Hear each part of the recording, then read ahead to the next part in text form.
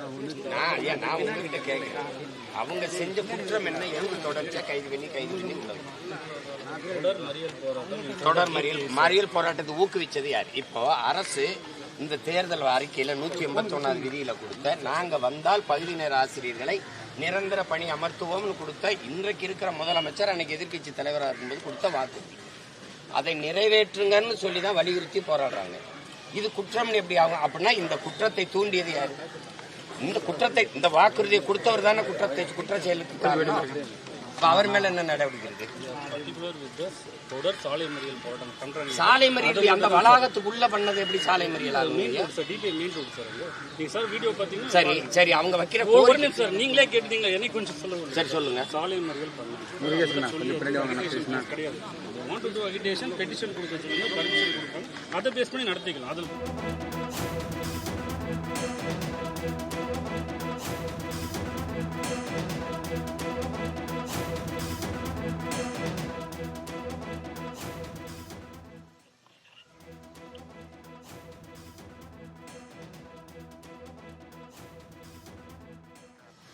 பள்ளிக்கல்வித்துறை சார்ந்து சொன்ன எந்த அறிக்கையுமே நாங்கள் நிறைவேற்றல. சரி, நீங்க நம்பிக்கையோட இருங்க, நான் உங்களுக்காக இருக்கிறேன், உங்க கூடவே இருக்கிறேன். நம்பிக்கையோட இருங்க, எல்லாருக்கும் சொல்லுங்க. நீங்க வெளியில விடும்போது நான் வந்து மறுபடியும் சந்திக்கிறேன். சரிங்கண்ணா, ரொம்ப நன்றிங்க. நன்றி தம்பி.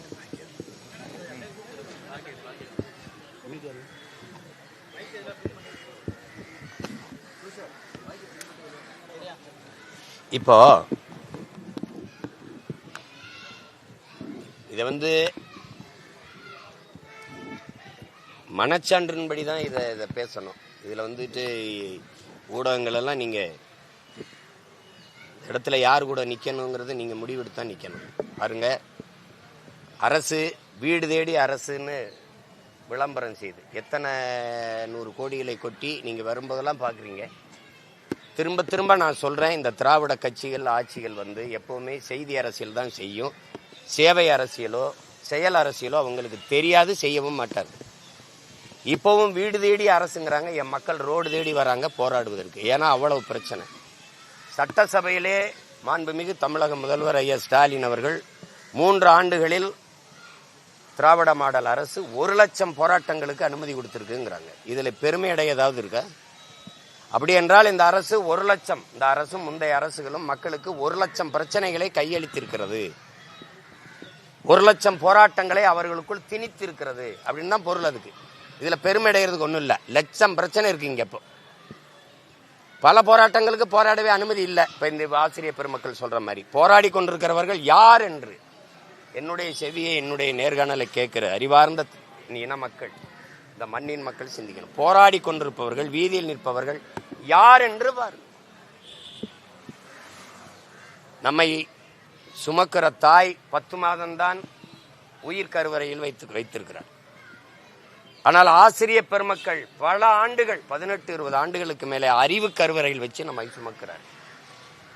பெற்றோர்கள் இந்த உலகத்தை காட்டுகிறார்கள். இதுதான் உலகம், இவர் உன் பெரியப்பா, இவர் உன் அப்பா, இவன் ஒரு சித்தப்பா, இவன் உன் பாட்டி, இவர் உன் தாத்தா, இதெல்லாம் சொல்கிற மாமா அத்தை. இந்த உறவுகளை உலகத்தை காட்டுகிறது. மரம், செடி, கொடி. ஆனால் ஒவ்வொரு பிள்ளையும் உலகத்துக்கு காட்டுவது ஆசிரியர் பெருமக்கள் தான். உலகத்துக்கு இவன் தான் அலெக்சாண்டர், இவன் தான் சாக்ரட்டிஸ், இவன் தான் ஏங்கல்ஸ், இவன் தான் பிளாட்டோ, இவன் தான் புத்தன், இவன் தான் பூலே, இவன் தான் அம்பேத்கர். இதெல்லாம் காட்டுவது யார்? உலகத்திற்கு ஆசிரியர் பெருமக்கள் தான். இன்னைக்கு சீமா நின்று இந்த உத்தனை ஊடகத்துக்கு முன்னாடி நின்று பேசுறதுக்கே என்னை உருவாக்கிய என்னுடைய ஆசிரியர் பெருமக்கள். அலெக்சாண்டரே சொல்றான், என்னை உருவாக்கியது என் ஆசிரியர் பெருமக்கள். அப்படிப்பட்ட ஆசிரியர் பெருமக்கள் வீதியில் நிற்கிறாங்க. இது ஒன்றும் புதுசா அவங்களா ஒரு பிரச்சனையை உருவாக்கி போராடலை. அறிவார்ந்த மக்களே, இதே தமிழ்நாட்டின்